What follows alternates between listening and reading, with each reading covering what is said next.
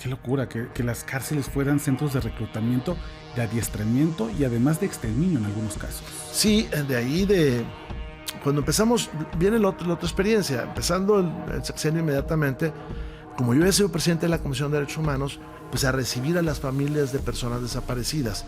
Los Zetas habían diseñado una cosa terrible que se llamaba la clave Sierra 92.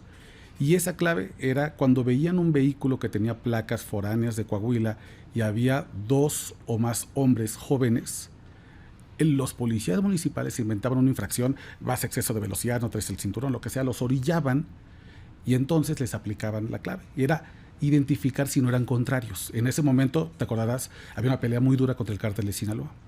Y entonces, sí, había sospecha, solo la sospecha de que pudieran ser contras, se les desaparecía. Y eso operaba en prácticamente todas las policías municipales. ¿Te sorprendió a ti el nivel de infiltración que tenía el crimen organizado cuando son tus primeros meses como gobernador? Sí, sí me sorprendió. Los Zetas llegan a Coahuila en el 2004, o sea, 2 sexenios antes. Coahuila es una sociedad trabajadora, es una sociedad conservadora en muchas cosas, en muchísimas, entre ellas en temas religiosos, en muchas costumbres, y avanzaron de pronto. Al tiempo te das cuenta pues que ellos se habían separado del Golfo, te das cuenta que estaban buscando una salida hacia la frontera, te das cuenta que no tenían nadie que lo resistiera en Coahuila, entonces ocupan la zona de Allende, de Piedras Negras, y te das cuenta después de muchas cosas que pasaban desapercibidas o uno no veía. El Estado no estaba preparado para ese tema, nunca lo estuvo. No teníamos una buena policía desde muchos sexenios antes, porque no se ameritaba tal vez. Claro. Ellos avanzaron rápidamente y toparon en la comarca lagunera, pues con el Pacífico, ¿no? Ya ves que tiene muchas vertientes de nombres ahí el Pacífico, chocaron con el Pacífico. En la campaña algún incidente tuve donde me dijeron hay que retirarse porque hay gente armada en los cerros. Y bueno, pues así estaba, ¿no? Son los 2 carteles, más derivaciones luego que había ahí, y los Zetas avanzaron y ocuparon el norte, pero luego ocuparon todo el estado. Y en Saltillo también hubo un tema complejo. Y este mecanismo se repetía en todo el norte del país. Si tú ibas a Monterrey, pues había una patrulla ahí de Santa Catarina o de San Pedro que te paraba por alguna razón y te preguntaba a dónde ibas o qué ibas a hacer, y pues a la mayor parte obviamente lo dejaban pasar. Si tú pasabas por un lugar que se llamaba Castaños, que estaba un poquito antes de Monclova, yendo de sur a norte, pues también, ¿no? Y tú vas atando cabos de todo, y entonces planteamos una estrategia que nosotros dijimos multidimensional. Es decir, hay que atacar al crimen desde muchas vertientes, desde el empleo hasta la educación, hasta las fuentes de financiamiento, que pueden ser muchas y que hoy en la actualidad son muchísimas más que antes. Sí. Me refiero al país. La parte justamente de atacar esas finanzas, a mí es una historia que cuento mucho porque me parece que el tema de lo que pasó en Coahuila es un modelo que deberíamos replicar en todo el país. Me parece que es el único modelo que se ha sostenido en el tiempo. Está el modelo, por ejemplo, de seguridad de Juárez, que siempre es volátil, el de Tijuana, pero creo que sobre todo el de municipios como Torreón, me parece que es bastante interesante. Antes de llegar a esta estrategia para cortarles el dinero a los Zetas y empezar a ahorcarlos para que salieran del Estado, quisiera preguntarte el tema de las cárceles, que también fue una estrategia dominante de los Zetas, apoderarse de las prisiones para convertirlos en centros de operaciones y desde ahí mandar, pero incluso entraban y salían de prisión. Era una corrupción brutal y grosera. ¿Cómo encuentras las cárceles tú en Coahuila? Yo tomo conciencia, al principio das de cuenta que estás en medio de una tormenta, te empieza a suceder de todo, ¿no? De todo tipo de cosas, ejecutados, de personas desaparecidas, que esa es una experiencia también interesante. Pero tomo conciencia el día que hay una gran fuga de reos del Cerezo de Piedras Negras. Se fugan 132. Uf. Yo venía en un avión, creo que era de Aeromar, que es aquella línea que existía. Entonces, tardaba como 2 horas en llegar acá a la Ciudad de México. Sí. Y pues yo me despedí en el aeropuerto, pues bien, y cuando aterricé, íbamos en el camioncito que luego te traslada, me dice uno de los secretarios, oiga, pasó esto. Pues ya, llegas ahí a un área y empiezas a platicar. Se fueron 132. Me acuerdo que Poiré me dijo, oye, ¿por qué no fueron más? Dije, porque no se quisieron ir, maestro. Se fueron todos. 200.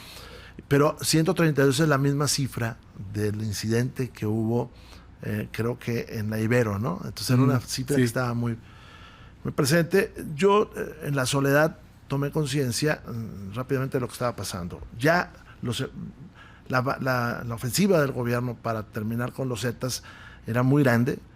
Ya ellos tenían muchas bajas, tenían muchas deserciones, no tenían tanto dinero. Y la decisión, que es mi hipótesis central, que tomaron fue ir a la cárcel y reclutar.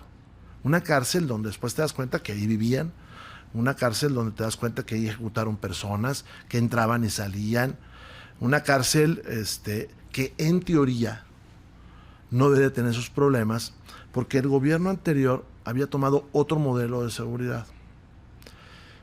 Cuando al gobernador anterior empieza a enfrentar el crimen, deciden que sean militares en retiro los que estén en todas las posiciones, y se acordó con la Sedena. Pensando que las Fuerzas Armadas son menos propensas a corromperse, ¿no? Sí, y pensando que el nivel de violencia pues se podía enfrentar mejor con un militar, ¿no? Ya había habido homicidios de militares, pero la gente estaba tranquila con ese modelo, de decir, bueno, pues son los militares que están haciendo cargo. Pues se van 132 y entonces empieza primero a buscarlos. Muchos fueron encontrados rápidamente, otros no se querían ir, la verdad, pues sabían a lo que iban y empezaron a regresar. Y creo que al final del día faltan de capturar, creo que 10 de ellos, algo así, o de que fueron abatidos, algunos otros, pero era básicamente reclutarlos. ¿Y de dónde los sacaron? Pues de la cárcel. Qué locura, que las cárceles fueran centros de reclutamiento, de adiestramiento y además de exterminio en algunos casos. Sí, de ahí cuando empezamos, viene la otra experiencia. Empezando el sexenio inmediatamente, como yo había sido presidente de la Comisión de Derechos Humanos, pues a recibir a las familias de personas desaparecidas. Y en la primera experiencia, ya cuando los tienes a todos, pues descubres que eran más los desaparecidos que los que eran buscados. Porque tú le preguntas a una señora, oiga, esto es textual, y espero que me lo perdonen, oiga señora, ¿y su hijo cómo desapareció? Ah, pues iba de acá a acá. Ah, muy bien, ¿iba solo? No, mire, iba con su jefe o un empresario por ahí y un chofer. Muy bien, ¿y aquí está la familia de ellos? No, no está. Entonces les dije, oye, pues son mucho más que los que están viniendo acá. O sea, el desaparecido en medio de la tragedia tiene una fortuna cuando alguien lo busca, la fortuna de que lo busquen. Pero puede ser un desconocido, un migrante, alguien que no saben dónde está. O por miedo, simplemente no quieren denunciarlo. Asumen la desaparición como ni modo, ¿no? Y entonces nos empezamos a juntar cada mes, un tema que todavía sigue en Coahuila, lo continuó Miguel Riquelme y Manolo Jiménez, lo continuaron, y entonces salió mucha legislación y mucho aprendizaje, porque pues terminas aprendiendo muchísimo de lo que está sucediendo, terminas borrando desconfianzas, también se hacen enconos luego en todo esto. Pero lo primero es saber cuántas personas habían desaparecido, ¿no? Y empiezas a darte cuenta pues del terrible fenómeno que es la violencia en esas circunstancias. Y en eso salió las ejecuciones dentro del Cerezo de Piedras Negras. Hicimos una gran investigación, una investigación muy, muy grande. Hubo un pedacito del río Bravo que incluso se dragó para tratar de encontrar restos. Hay una pared que a mí me tocó verla, una pared como manchada, que nunca se pudo quitar. Alguien decía que era grasa, terrible. Me tocó ir al final del sexenio a ese cerezo, a una ceremonia de estas de matrimonios de reos. Y lo vi, y la gente te lo contaba, ¿no?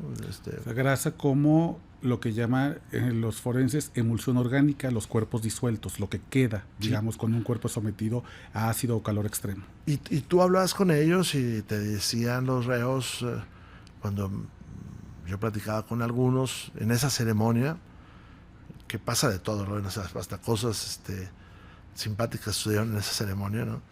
Decían, es que es distinto esto, ¿no? Se recuperó el cerezo, porque no podían venir a visitar nuestras familias, porque las acusaban los zetas, porque nos golpeaban, nos mataban, o porque nos sacaban a delinquir.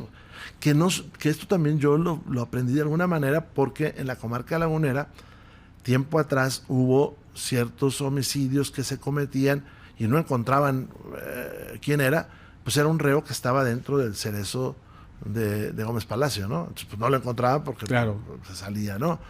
Entonces vas aprendiendo y tienes que ir actuando, ¿no? Yo cerré el cerezo de Sabinas.